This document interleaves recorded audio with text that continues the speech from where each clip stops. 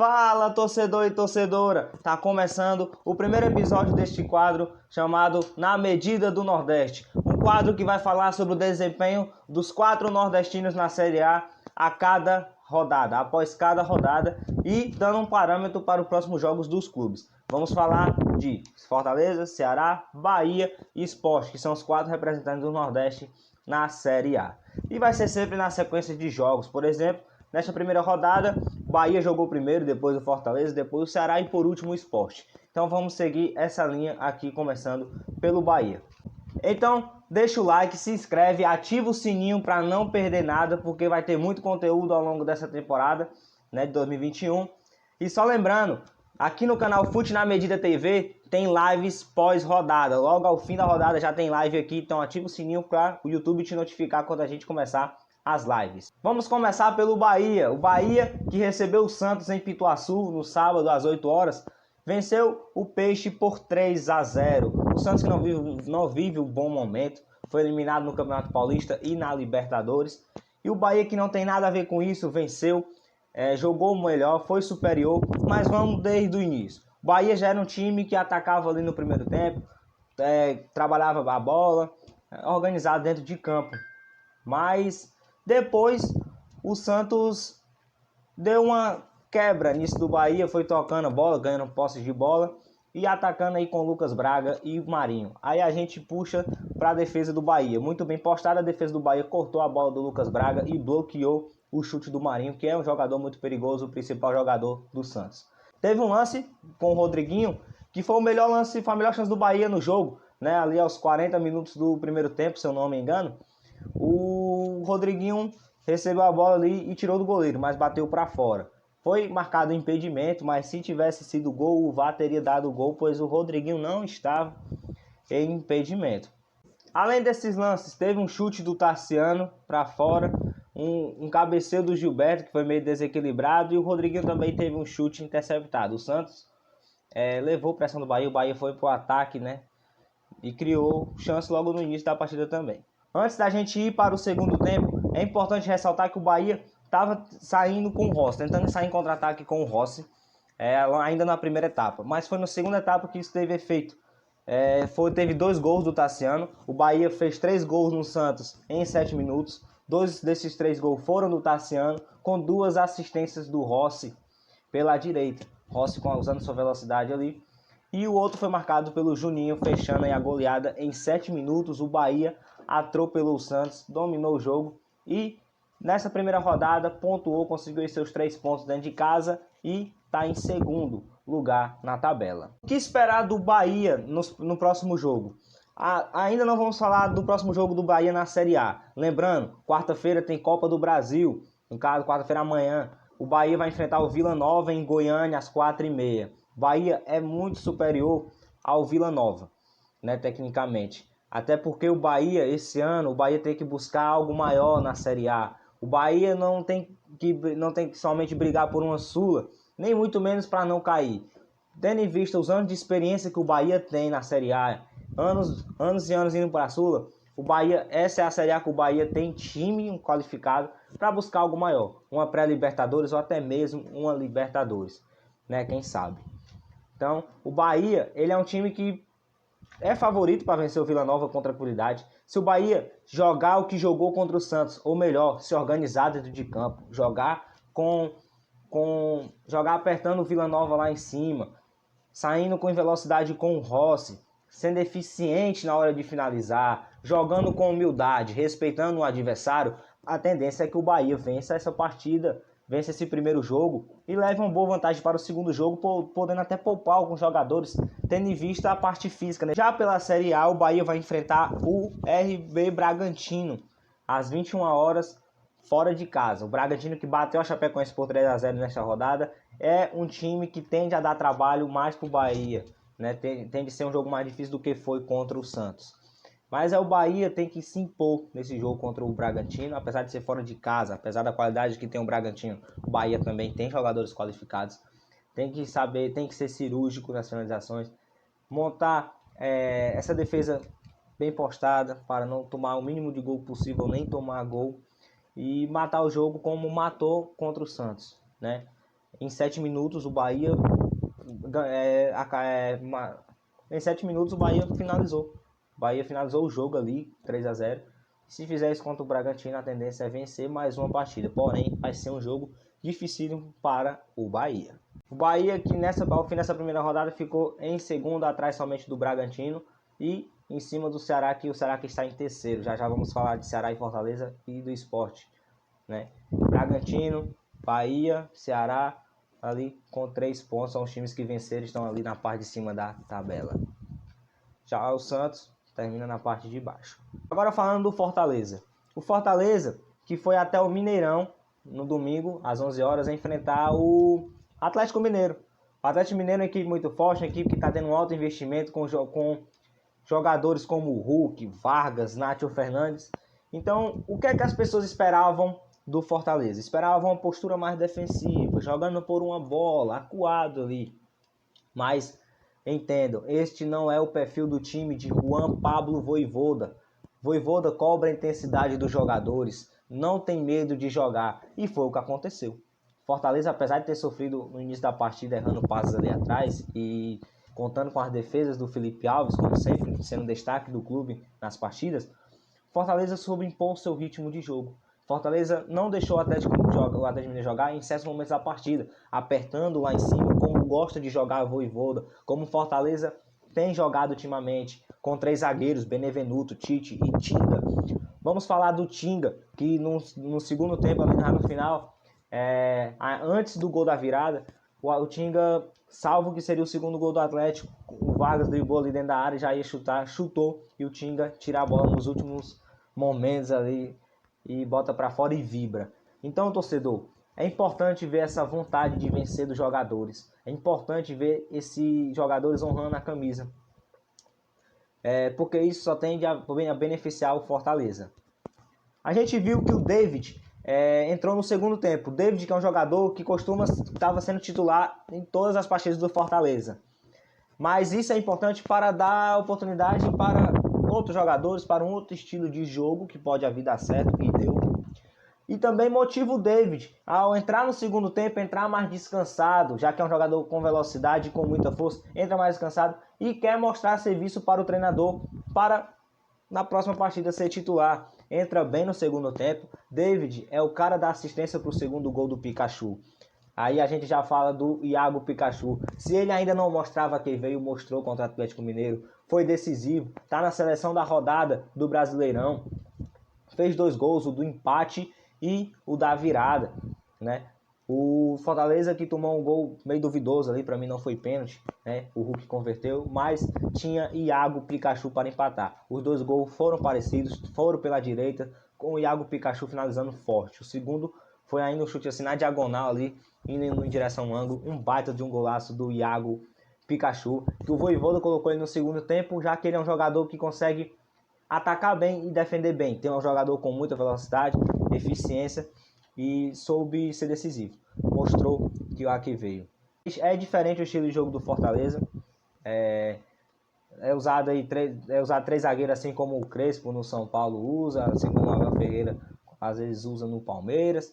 É um jeito moderno de se jogar, né? O Vojvoda, que até costuma mostrar lances da Premier League para o jogador do Fortaleza, para mostrar um pouco da intensidade que ele quer do time. E isso tem dado certo em campo. Foi o verdadeiro teste de Juan Pablo Vojvoda, que ganhou moral para o time. Deu moral para o time essa vitória contra o Atlético Mineiro, um time favorito ao título por conta da força que tem. Venceu fora de casa o Atlético Mineiro. E isso dá moral para o compromisso de quarta. Um jogo muito importante pela terceira fase da Copa do Brasil contra o seu rival Ceará. É a primeira vez que vai ter um clássico rei na Copa do Brasil. Já eu falo o que esperar do Fortaleza para este jogo e para o próximo. Aproveitando que já falei do Ceará, já entra em Ceará e Grêmio. Ceará que recebeu o Grêmio no Castelão às 4 horas no domingo e jogou com o time reserva. Tendo em vista que o Guto poupou os titulares justamente pela importância que tem esse jogo pela Copa do Brasil, que sem dúvida é o principal jogo da terceira fase. Os reservas atenderam o que o Guto Ferreira pediu. Logo, o Ceará abriu 2-0 com Kleber e Rick, né? E o Rick fazendo uma baita jogada, driblando ali, tocando no cantinho do goleiro Breno. Mas o Ceará tomou empate, um gol no final do primeiro tempo, que não é nada bom para qualquer time. E logo no início, então você já vê que aí sente o baque. Aí foi o Grêmio indo pro ataque, mas depois relaxou. Foi aí que o Ceará também encontrou brechas para iniciar ataques. Destaque aí para o garoto da base de apenas 17 anos, João Vitor, que entrou com velocidade, joga bem ali, é muito habilidoso, quase fez um golaço, puxou para o meio, bateu no gol e quase fez um golaço. Mas ficou mesmo com o Jorginho. Jorginho, que apesar de ter perdido um pênalti na final da Copa do Nordeste, contra o Bahia, tem entrado bem nos jogos do Ceará. Talvez seja titular contra o Fortaleza ao lado do Vina ou no lugar do Vina. O Vina que não vem tendo boas atuações. O torcedor do Ceará costuma até falar que os reservas jogam melhor do que os titulares. E é isso que a gente tem visto, né? Os reservas entram, é aquela vontade de vencer, aquela vontade de mostrar serviço, e eles vão lá e conseguem o resultado. Jorginho foi quem fez o terceiro gol do Ceará aos 48 minutos do segundo tempo. É um lance bem curioso, que o goleiro parou para pedir impedimento, mas Jorginho estava ali para ser decisivo. Deu a vitória para o Ceará, uma vitória importante. Então, em um jogo que o Ceará foi superior ao Grêmio. Assim como o Fortaleza, em certos momentos, foi superior ao Atlético Mineiro, tendo mais finalizações, né? Mas também teve momentos em que o Atlético foi superior ao Tricolor. Foi um jogo disputado, mas que o Fortaleza jogou muito bem mesmo. Então, o que esperar deste jogo de quarta-feira e da próxima rodada do Brasileirão para esses dois? Bom, Fortaleza é um elenco muito qualificado, assim como o do Ceará.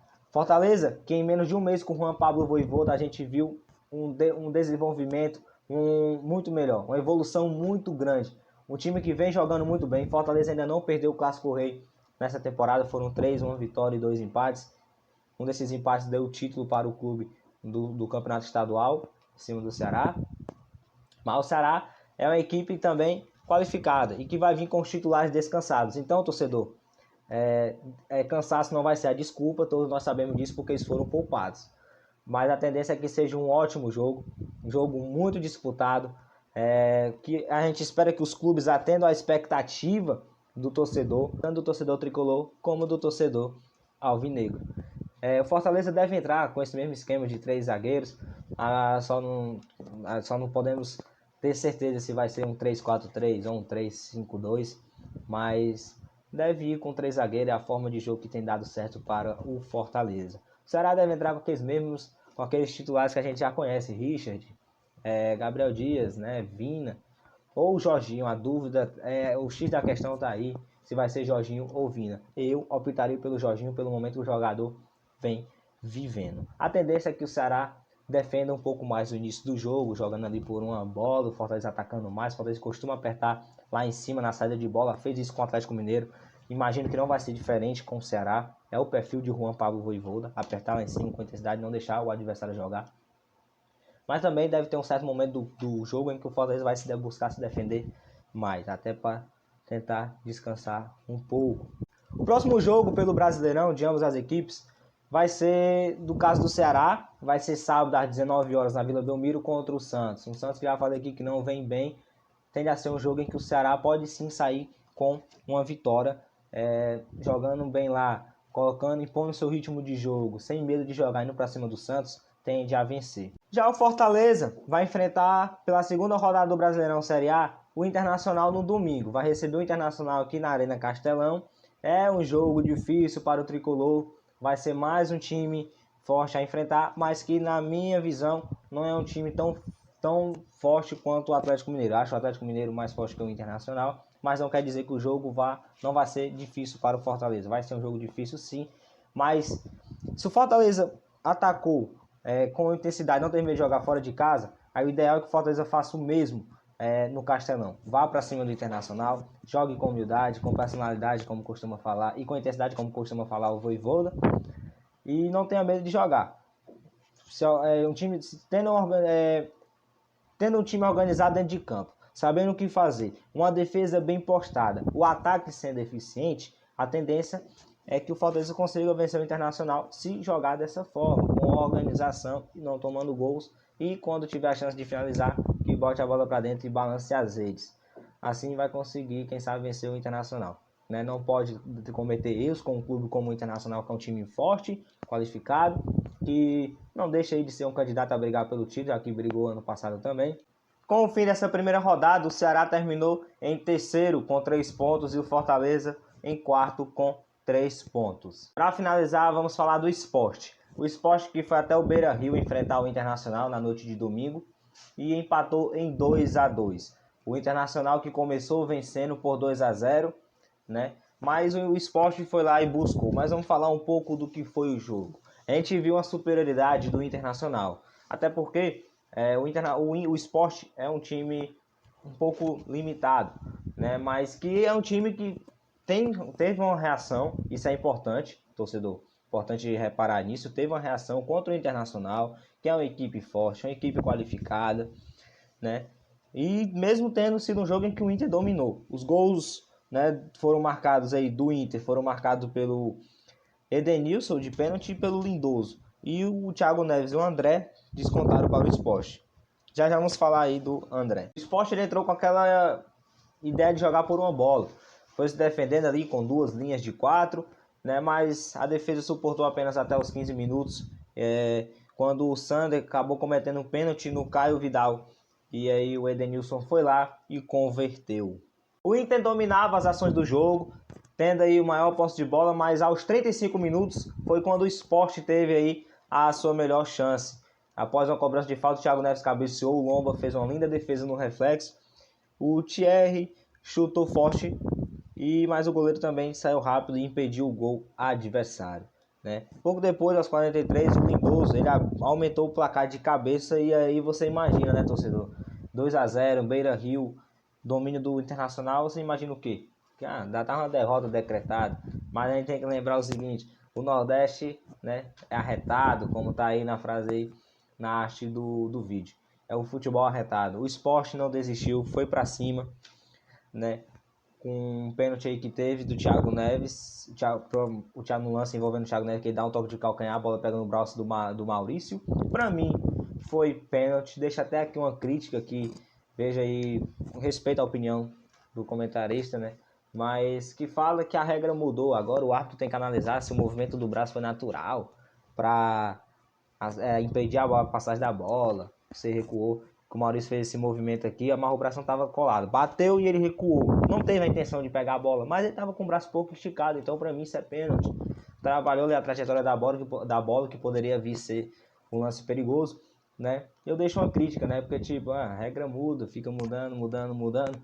E aí, meu amigo, gera toda essa polêmica envolvendo a arbitragem. A outra polêmica foi o segundo gol do Sport. Aos 40 minutos do segundo tempo, André, isso mesmo, André fazendo a sua reestreia pelo Sport, foi decisivo aí e empatou o jogo. O Sport conseguiu esse empate no Beira-Rio, foi um pontinho muito importante fora de casa, né? Que pode dar um ânimo pro clube. Qual foi a polêmica desse lance envolvendo aí o gol do André? Foi que o André marcou o gol e teve aí um impedimento marcado, mas o VAR foi lá e auxiliou o árbitro da partida, que acabou validando o gol. O que esperar do Sport na próxima partida? O Sport vai ter uma semana para trabalhar, porque ele não vai disputar a Copa do Brasil. O Inter é que vai disputar, né? Vai jogar aí a terceira fase da Copa do Brasil. Mas o Sport não vai. Então ele vai ter uma semana de descanso, vai ter uma semana para trabalhar a parte física, jogadas ensaiadas, um novo estilo de jogo ali, como ele vai jogar contra o Atlético na Ilha do Retiro, Atlético Mineiro. É um adversário muito difícil, um adversário fortíssimo, candidato ao título. Vem de uma derrota para o Fortaleza, mas é um adversário forte que o Sport tem que ter muito cuidado.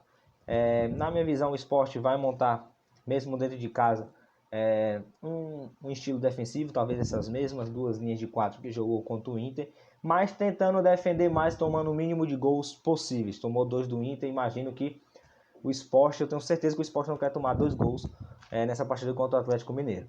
O Sport vai, tendência que joga por uma bola, mas é o seguinte, o Sport tem que, em um certo momento da partida, igual ele fez com o Inter, que ele foi para cima, não deixando o Inter jogar em um certo momento, ele foi para cima e buscou o empate. O Sport tem que fazer isso com o Atlético Mineiro também. Tem que se impor, tem que mostrar sua força, mesmo dentro de casa, mas com cuidado. Tomando cuidado na hora do contra-ataque do Atlético Mineiro, tomando cuidado lá atrás para não tomar um gol, que possa ir a vir ser um baque e acabar atrapalhando a toda a partida.